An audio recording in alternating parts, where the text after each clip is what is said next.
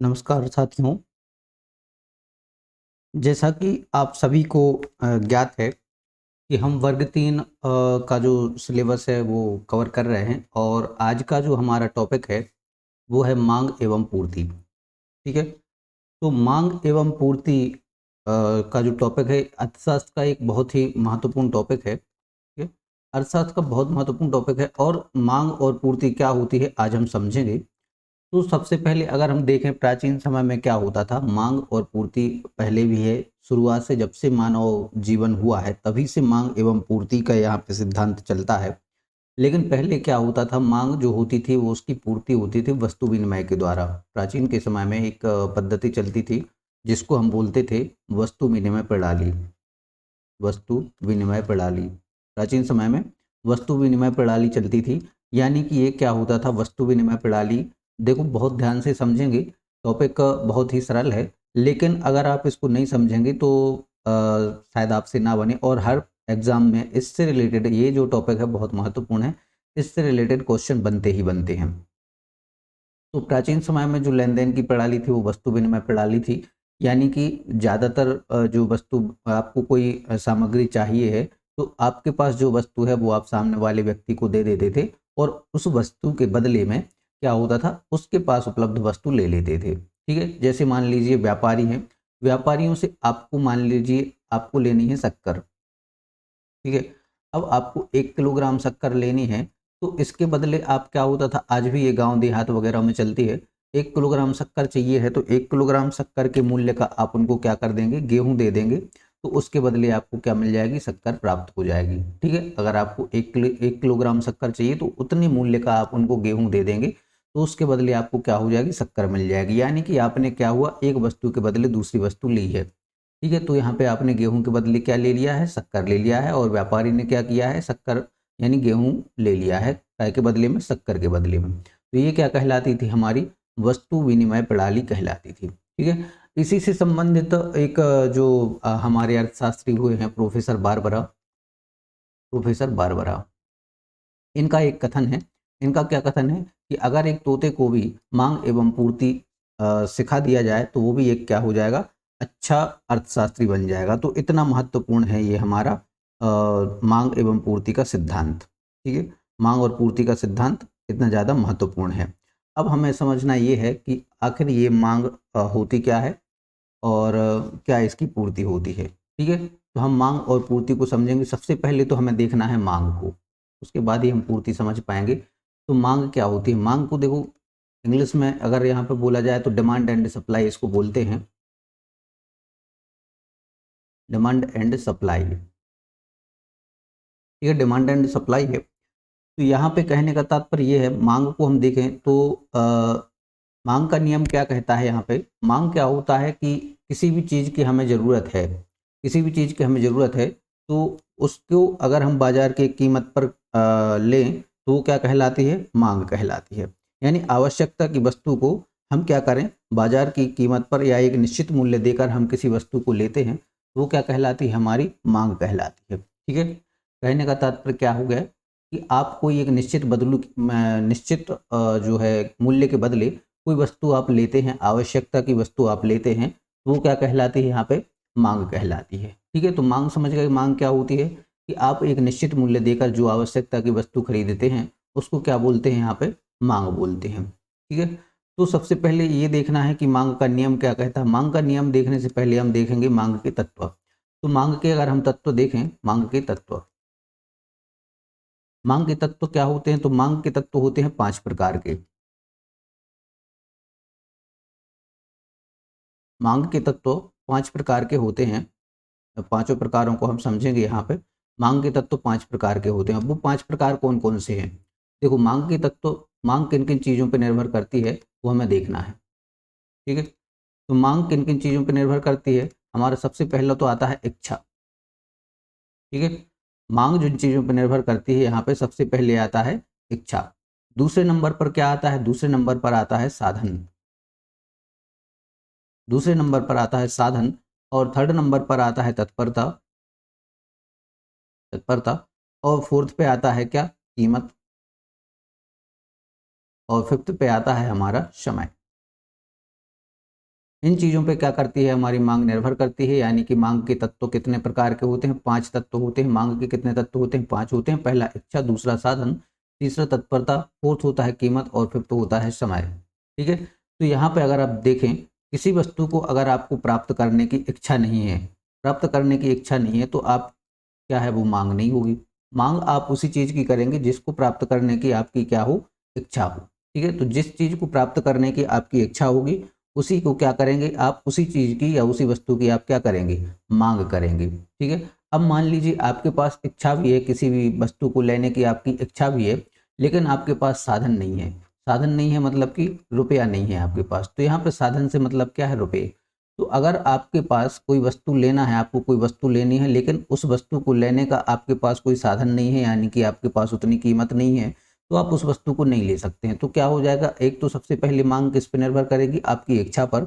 दूसरी क्या है, साधन पर निर्भर करेगी, कि अगर आपके पास इच्छा है, आपकी इच्छा है किसी वस्तु को लेने की, तो ही आप उस वस्तु को लेंगे, वरना आपके पास कितनी भी सामग्री हो, साधन हो, पैसे हो, आप उसको नहीं लेंगे। ठीक है, और जिस वस्तु को लेने की आपकी इच्छा है, लेकिन अगर आपके पास पैसे नहीं है, तब भी आप उस वस्तु को नहीं लेंगे। ठीक है, तो दोनों चीज़ों का होना जरूरी है। तत्परता क्या होता है, रेडीनेस।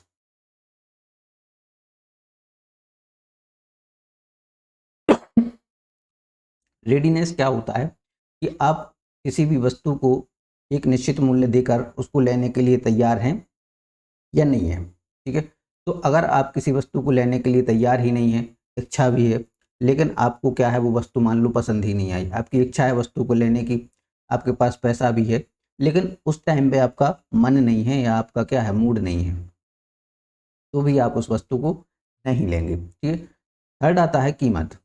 एक क्या हो, निश्चित कीमत होना चाहिए। जैसे कि मान लीजिए आप कोई वस्तु लेने गए हैं और उस वस्तु की आपको मालूम है कि वो वस्तु 10 रुपए की आती है, आपने कोई वस्तु ले ली और दुकानदार बोला कि ये वस्तु तो भैया 30 रुपए की थी। ठीक है, आपने मान लीजिए समोसे खाए और आपको पता है कि समोसे का जो जो निश्चित मूल्य है वो 20 रुपए है, आपने बढ़िया खा लिए। उसके बाद आपको पता चलता है कि ये तो 30 रुपए का है, तो 10 रुपए का आपको क्या होगा, फिर 10 रुपए में आपको प्लेट धोना पड़ेगी। तो कहने का मतलब ये है कि अगर आपकी जितनी कीमत है उतनी कीमत अगर आपके पास नहीं है, तो वो वस्तु की आपकी क्या होगी, मांग नहीं रहेगी। और दूसरी चीज़ है समय। समय भी होना चाहिए। अगर मान लीजिए आप समोसे खाने ही गए हैं, लेकिन अगर आपके पास पैसा भी है, आपका समोसा खाने का मन भी है, कीमत भी आपके पास है, आप खाने के लिए तैयार भी हैं, लेकिन मान लीजिए आपके पास समय नहीं है, समोसे बहुत गर्म हैं और आपके पास एक आध मिनट ही है, तो आप उसको नहीं खा सकेंगे। आप खाना खा के पहुँच गए और उसके बाद कोई समोसे लेके आ गया, तो इच्छा होने के बाद भी वो एक सही समय नहीं होगा और आप उसको नहीं खा सकते। ठीक है, तो ये है मांग। मांग के तत्व समझ में आ गए होंगे। ठीक है, अब एक चीज और होता है, मांग को ही क्या करते हैं लोग अक्सर आवश्यकता समझ लेते हैं।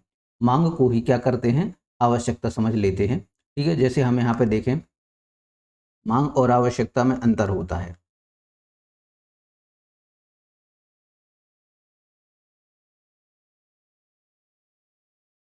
मांग और आवश्यकता में क्या होता है, बहुत डिफरेंस होता है। मांग अलग चीज होती है और आवश्यकता अलग चीज होती है। तो कहने का मतलब ये है, आवश्यकता प्रभावपूर्ण इच्छा है। आवश्यकता क्या है, प्रभावपूर्ण इच्छा। आवश्यकता क्या है, प्रभावपूर्ण इच्छा। और मांग क्या है, मांग हमने समझ ही चुके हैं कि इन 5 तत्वों से मिलकर क्या बनती है, मांग बनती है। अगर आप ये 5 तत्व पूरे करते हैं, ये 5 कंडीशंस फुलफिल करते हैं, तो वो क्या होती है, मांग बनती है। ठीक है, तो लेकिन आवश्यकता, आवश्यकता के कितने तत्व हैं, मांग के तत्व कितने हैं, मांग के तत्व अभी आपने देखे 5, और आवश्यकता के तत्व कितने होते हैं, आवश्यकता के तत्व जो होते हैं वो होते हैं 3। ठीक है, मांग के 5 होते हैं और आवश्यकता के कितने तत्व होते हैं, 3 तत्व होते हैं। कौन कौन से, तो एक तो होता है हमारा यहाँ पे इच्छा, सेकंड होता है साधन, थर्ड होता है तत्परता। ठीक है, ये 3 तत्व होते हैं। और इसमें ये तीनों इन 3 के अलावा इसमें क्या होते हैं, 3 तो ये होते ही होते हैं, +2 कौन कौन से होते हैं, तो एक तो होता है कीमत और एक होता है समय।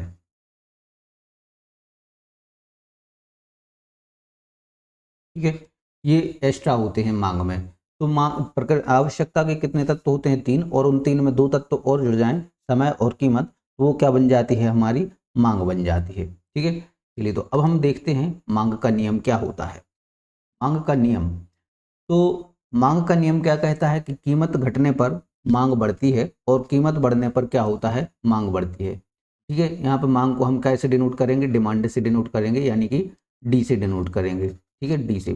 तो अगर क्या है, डिमांड अगर ज़्यादा है, ठीक है, मांग अगर क्या हो रही है, मांग बढ़ रही है, मांग क्या होगी, बढ़ेगी। किसी चीज़ की अगर मांग बढ़ेगी तो फिर क्या हो जाएगा, मतलब मांग क्या पे डिपेंड करती है, कीमत पर। अगर किसी चीज़ की क्या होगी, कीमत बढ़ेगी, एक मिनट,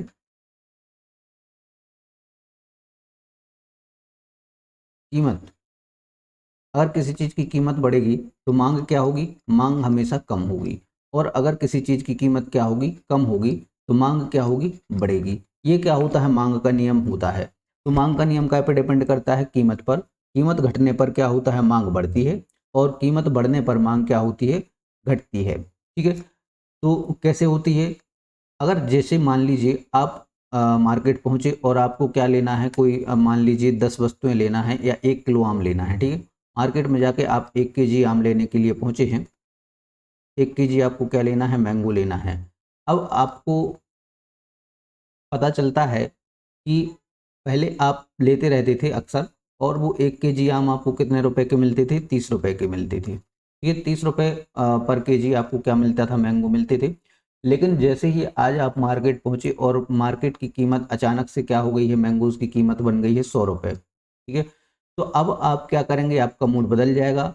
और जैसे ही कीमत बढ़ गई है, इसकी क्या हो गई है, कीमत बढ़ गई है, तो कीमत बढ़ जाने से अब आप 50 रुपए लेके गए थे ज़्यादा से ज़्यादा, चलो ठीक है, इसमें से ही 20 बच जाएंगे। लेकिन आप मार्केट में जाके पहुंचे और आपको देखा कि यार 100 रुपए के हो गए हैं, तो आप क्या करेंगे, फिर हाफ के जी ही लेंगे। ठीक है, हाफ के जी लेंगे।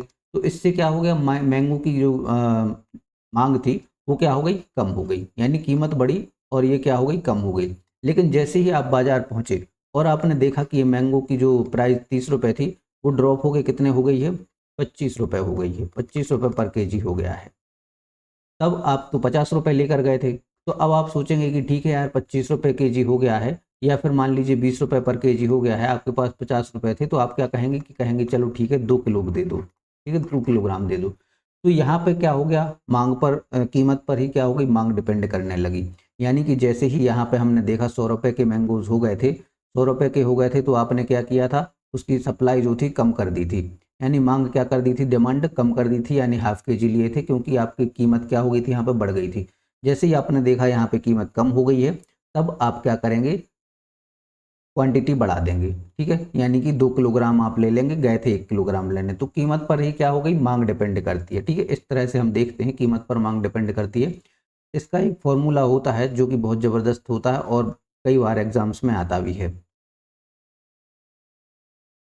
डिमांड काय के रेशो पे जाती है, डिमांड जो होती है वो प्राइस के रेशो पे रहती है। ठीक है, यानी प्राइस के अनुक्रमानुपाती, डिमांड क्या होती है, प्राइस के अनुक्रमानुपाती होती है। प्राइस के ये अनुक्रमानुपाती का साइन है प्रोपोर्शनल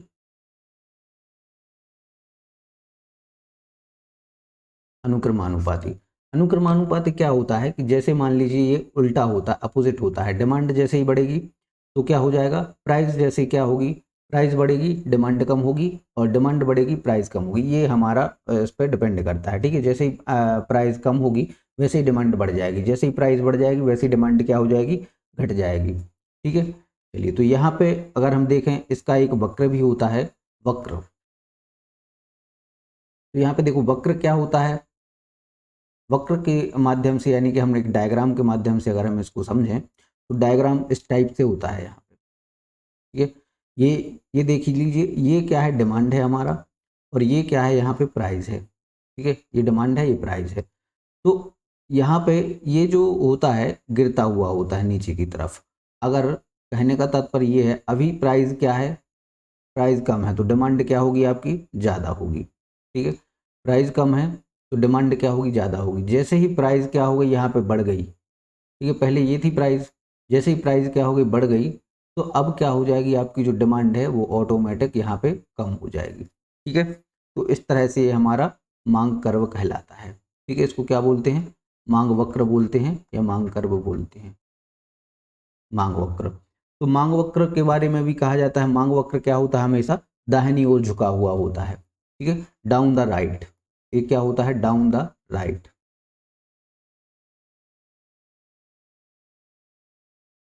ये सीधे, ठीक है। इससे रिलेटेड बहुत ही ये महत्वपूर्ण, इतनी जो स्लाइड है बहुत ज़्यादा महत्वपूर्ण है। अब एक बार आप रिवाइज करें, इसको देखें। मांग का नियम क्या कहता है कि अगर कीमत क्या होती है, बढ़ती है, तो मांग कम होती है, और कीमत घटती है तो मांग क्या होती है, अपने आप बढ़ जाती है।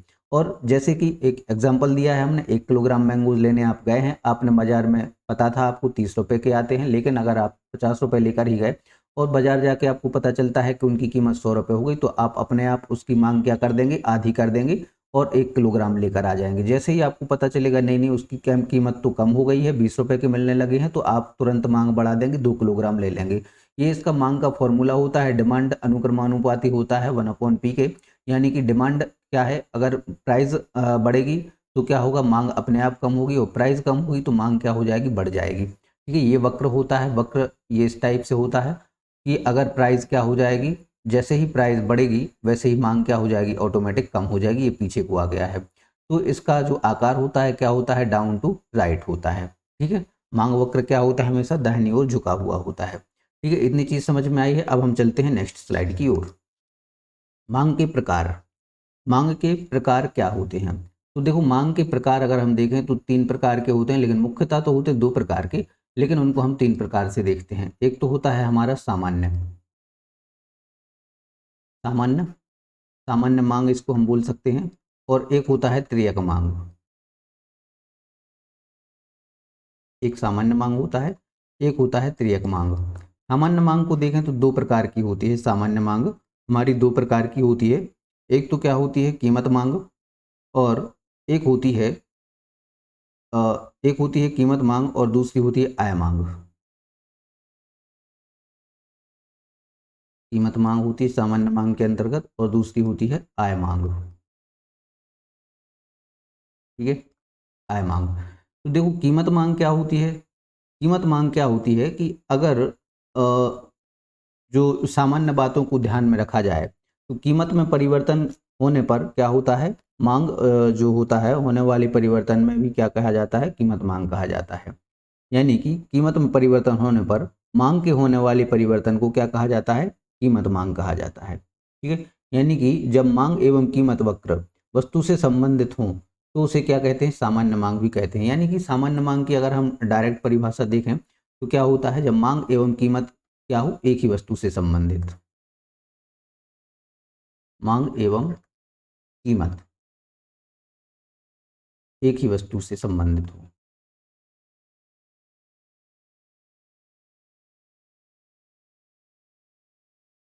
जब मांग और कीमत क्या हो, एक ही वस्तु से संबंधित हो, तो वो क्या कहलाती है, सामान्य मांग कहलाती है। ठीक है, मांग और वो कीमत क्या हो, एक ही वस्तु से संबंधित हो, तो वो क्या कहलाती है, हमारी सामान्य मांग कहलाती है। अब यहाँ पे हम कीमत मांग को देखें तो क्या होता है कीमत मांग, यानी कि जब मांग में परिवर्तन हो तो वस्तु की कीमत में भी परिवर्तन हो जाता है। ठीक है, यानी कि वस्तु में परिवर्तन हो, उसकी मांग में परिवर्तन हो, तो कीमत में भी परिवर्तन होता है। मांग में परिवर्तन तो कीमत में परिवर्तन। ठीक है, और आय में परिवर्तन अगर हम देखें तो अन्य बातों को अगर स्थिर रखा जाए तो जो उपभोक्ता होता है तो उसकी आय में परिवर्तन होने पर मांग में भी परिवर्तन होता है। ठीक है, आय में परिवर्तन हो तो मांग में परिवर्तन।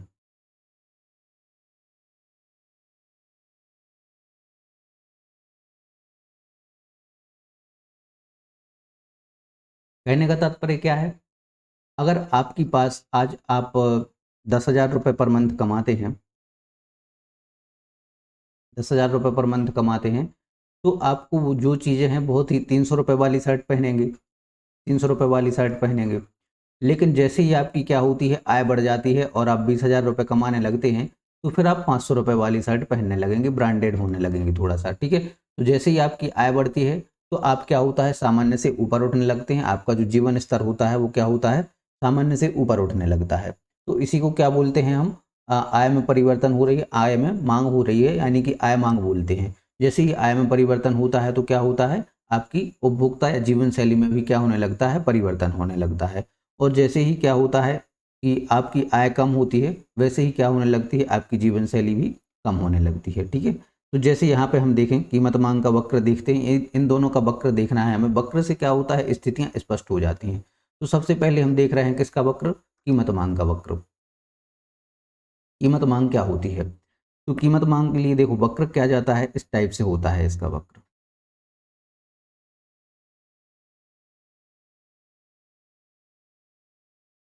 ये है।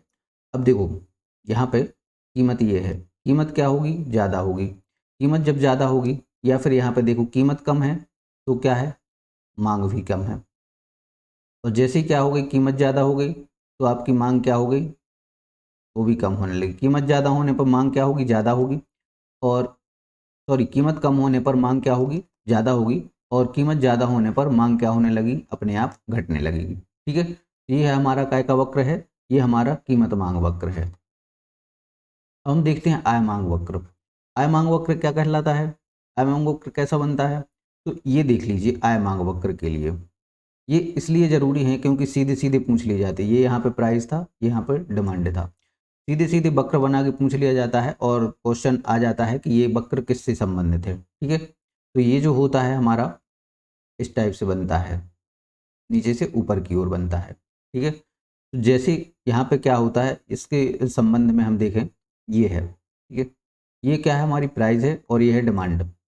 प्राइस क्या होगी, आपकी आय तो बढ़ गई है, आय बढ़ने पर अगर आपकी प्राइस क्या होगी, ज़्यादा होगी, तो आपकी डिमांड क्या होगी, जिस चीज़ की प्राइस कम होगी उसकी डिमांड आप क्या करेंगे, कम करेंगे। ठीक है, और जिस चीज़ की क्या होगी, प्राइस ज़्यादा होगी, उस चीज़ को आप क्या करेंगे, ज़्यादा लेंगे। उस चीज़ की डिमांड आप क्या करने लगेंगे, ज़्यादा करने लगेंगे। क्यों, क्योंकि आय क्या हो गई है, आपकी बढ़ गई है। तो कहने का मतलब ये है, जैसे ही आपकी आय बढ़ जाती है तो आप अधिक कीमत वाली वस्तुओं को ज़्यादा खरीदते हैं और कम कीमत वाली वस्तुओं को कम खरीदना शुरू कर देते हैं। ठीक है, तो ये क्या कहलाता है, हमारा आय मांग वक्र कहलाता है।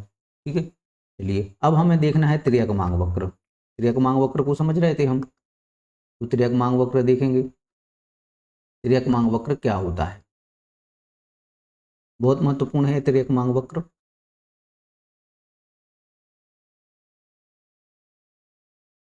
तिर्यक मांग, तो क्या होता है यहाँ पे, जब किसी एक वस्तु की मांग किसी अन्य वस्तु की कीमत से प्रभावित होती है। ठीक है, अन्य वस्तु की मांग या एक वस्तु की मांग,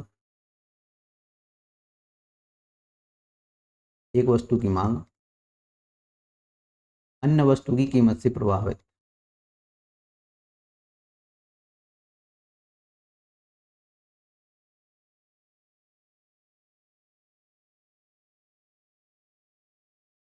ठीक है, तिर्यक मांग क्या होती है, एक वस्तु की मांग अन्य वस्तु की कीमत से प्रभावित होने लगती है, तो उसे क्या करते हैं, तिर्यक मांग कहते हैं, या इसी को क्या बोलते हैं, क्रॉस डिमांड भी बोलते हैं।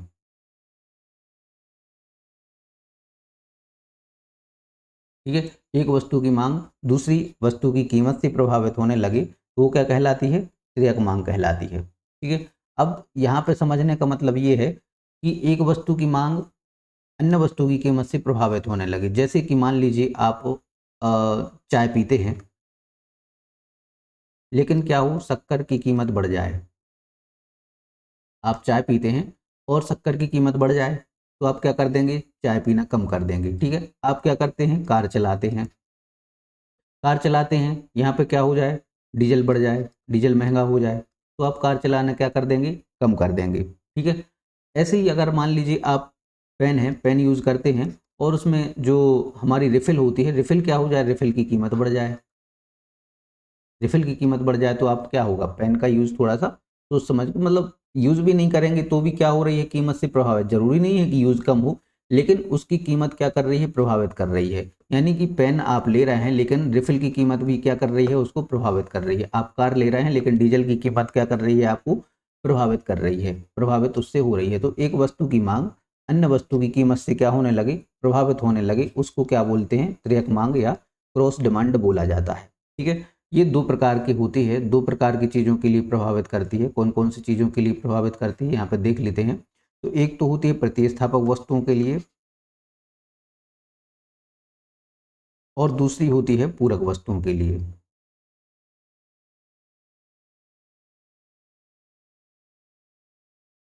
अब देखो, प्रतिस्थापक वस्तुएं और पूरक वस्तुएं क्या होती हैं। तो इनको मैं बहुत अच्छे से पिछली क्लास में समझा चुका हूँ। अगर आपको प्रतिस्थापक और पूरक वस्तु इन दोनों के अलावा भी मैंने कम से कम 10 प्रकार की वस्तुएं यानी वस्तुओं के 10 प्रकार बताए हुए हैं, तो आप जाकर पिछली क्लास को बहुत अच्छे से देखेंगे तो उनमें मैंने कम से कम वस्तुओं को बहुत अच्छे से और 10 प्रकार से समझाया हुआ है, 10 प्रकार की वस्तुएं बताई हुई हैं, ठीक है। लेकिन फिलहाल यहाँ पे जब प्रतिस्थापक वस्तु और पूरक वस्तु का जो उल्लेख है वो आया है, तो हम यहाँ पर देखेंगे प्रतिस्थापक वस्तुएं क्या होती हैं और पूरक वस्तुएं क्या होती हैं। तो प्रतिस्थापक वस्तुएं ऐसी वस्तुएं होती हैं जिन्हें एक दूसरे के स्थान पर प्रतिस्थापित कर सकते हैं, ठीक है। एक दूसरे के स्थान पर प्रतिस्थापित कर सकते हैं, वो क्या कहलाती हैं, हमारी प्रतिस्थापक वस्तुएं कहलाती हैं। जैसे मान लीजिए आपका मीठा खाने का मन है, मीठा खाने का मन है, तो अगर मान लीजिए मीठा उपलब्ध नहीं है या मीठा बनाने के लिए शक्कर भी उपलब्ध नहीं है, मीठा बनाने के लिए आपको चाहिए शक्कर, और अगर शक्कर उपलब्ध नहीं है तो आप कैसे गुड़ से भी काम चला सकते हैं, ठीक है। तो ये एक वस्तु ने क्या किया, दूसरी वस्तु को प्रतिस्थापित कर दिया है। गुड़ ने क्या किया, शक्कर को प्रतिस्थापित कर दिया है, ठीक है। तो ये क्या कहलाता है, हमारा प्रतिस्थापक वस्तुएं कहलाता है। जैसे आपको चाय पीनी है लेकिन कोई कहे कि यार चाय उपलब्ध नहीं हो पाएगी, कॉफ़ी मिलेगी, तो आप क्या कर लेंगे, एक मतलब जिस चीज़ का एक विकल्प हो वो क्या कहलाती है, हमारी प्रतिस्थापक वस्तुएं कहलाती हैं। और पूरक वस्तुएं क्या कहलाती हैं, तो पूरक वस्तुएं वे वस्तुएं होती हैं जो एक दूसरे के बिना अधूरी होती हैं, ठीक है। पूरक वस्तुएं क्या कहलाती हैं, एक दूसरे के बिना अधूरी होती हैं, एक दूसरे के बिना अधूरी हैं। एक दूसरे के बिना अधूरी कैसी हैं, जैसे मान लीजिए आपने पैंट ले लिया है, अब अकेला पैंट पहन के तो नहीं जाएंगे कहीं शादी में जाना, तो आपको पैंट के साथ क्या चाहिए है, शर्ट भी चाहिए ही चाहिए है। आपने क्या लिया है, पेन लिया है, अब पेन अकेले का क्या करेंगे जब तक रिफिल नहीं है उसमें। आपने कार ली है, कार का क्या करेंगे अगर उसमें डीजल नहीं है तो ये क्या कहलाती हैं, हमारी पूरक वस्तुएं कहलाती हैं, ठीक है। इनका भी वक्र होता है। तो यहाँ पे सबसे पहले हम देखें प्रतिस्थापक वस्तुओं का वक्र क्या होता है। प्रतिस्थापक वस्तुओं का वक्र किस प्रकार का बनता है, तो ये धनात्मक होता है हमेशा, ठीक है। ये क्या होता है, धनात्मक होता है। ये यहाँ पे डिमांड है, ये यहाँ पे प्राइस है, तो ये क्या कहलाता है, प्रतिस्थापक कर्व कहलाता है, ठीक है। यानी एक की जगह पे अपन क्या कर सकते हैं, दूसरा कर सकते हैं, तो ये क्या कहलाता है, ऑप्शनल होता है। और यहाँ पे अगर हम बात करें पूरक वस्तुओं की, तो पूरक वस्तुओं का वक्र कैसा होता है, ये वक्र केवल एक सांकेतिक है। तो आपको क्या करना है, याद रखना है कि कौन सा वक्र कैसा बनता है केवल, ठीक है। तो ये है पूरक वस्तुओं का और ये बनता है इस तरह से, ठीक है। ये वक्र है काय का, पूरक वस्तुओं का है, ठीक। चलिए, तो ये है हमारी पूरक वस्तुएं और प्रतिस्थापक वस्तुएं, ठीक है। चलिए, तो अब नेक्स्ट हम चलते हैं, नेक्स्ट देखते हैं आपूर्ति के नियम क्या होते हैं। आपूर्ति के नियम हमें देखना है। आपूर्ति के नियम क्या कहते हैं, कीमत बढ़ने पर लाभ में वृद्धि होती है। आपूर्ति का नियम कहता है कीमत बढ़ने पर लाभ में वृद्धि होती है, इसलिए विक्रेता आपूर्ति को बढ़ा देता है। कीमत बढ़ेगी, अगर किसी वस्तु की कीमत बढ़ेगी तो सीधी सी बात है उसके लाभ में तो वृद्धि होगी ही होगी। विक्रेता क्या करेगा, आपूर्ति को बढ़ा देगा। और कीमत कम होने पर लाभ में कमी हो जाती है, इसलिए विक्रेता क्या करता है, आपूर्ति में कमी कर देता है। आपूर्ति का नियम क्या कहता है, यदि कीमत बढ़ रही है, कीमत क्या होगी, बढ़ेगी, तो कीमत बढ़ने से क्या होगा, उसको लाभ ही मिलेगा। अगर मान लीजिए आज मैंगो कितने रुपए के हैं, 30 रुपये किलोग्राम है, और उसकी कीमत बढ़ जाए, उसकी कीमत बढ़ जाए, कितने हो गए, 50 रुपये किलोग्राम हो जाए, कीमत बढ़ गई, कितने की हो गई, 50 रुपये किलोग्राम हो गई, तो सीधी बात है जो विक्रेता है उसको तो 30 रुपये के ही पड़े थे, 30 रुपये के क्या और कम के भी पड़े थे, जब तो वो 30 रुपये के बेच रहा था, तो उसको मान लीजिए 25 रुपये के पड़े थे, तब वो 30 रुपये के बेच रहा था, और आज उसके पास 25 रुपये का ही स्टॉक है, लेकिन कितने का बिकेगा वो, 50 रुपये का, तो उसको सीधा सीधा 25 रुपये का फायदा हो रहा है। पहले कितने का हो रहा था, 5 रुपये का हो रहा था, आज कितने रुपए का हो जाएगा, सीधा सीधा 25 रुपये का हो जाएगा, ठीक है। यानी कि फायदा डबल हो गया। तो कीमत बढ़ने पर क्या होगा, लाभ में वृद्धि होगी। कीमत बढ़ी तो लाभ में सीधी बात है वृद्धि होगी, इसलिए विक्रेता क्या करेगा, आपूर्ति बढ़ा देगा, यानी कि वो चाहेगा कि ज़्यादा से ज़्यादा हमारा क्या हो, सेलिंग हो। लेकिन क्या होता है जब कीमत कम हो जाए, कीमत क्या हो जाए, कम, कीमत अगर कम होती है तो उससे क्या हो जाएगा, कीमत कम होने पर लाभ में भी कमी हो जाएगी। कीमत जैसे ही कम होगी तो लाभ भी क्या हो जाएगा, अपने आप कम होने लगेगा। अब मान लीजिए 30 रुपये की वस्तु दुकानदार पहले सेल कर रहा था और अचानक से कीमत क्या हो गई, 25 रुपये हो गई या 20 रुपये हो गई।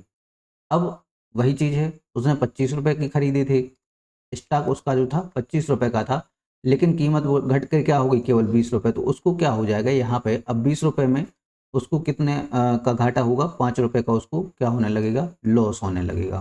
ठीक है, तो सीधी मतलब ये है कि कीमत अगर बढ़ेगी तो दुकान वाले का लाभ भी बढ़ेगा, कीमत कम होगी तो दुकानदार का क्या होगा, लाभ भी कम होगा।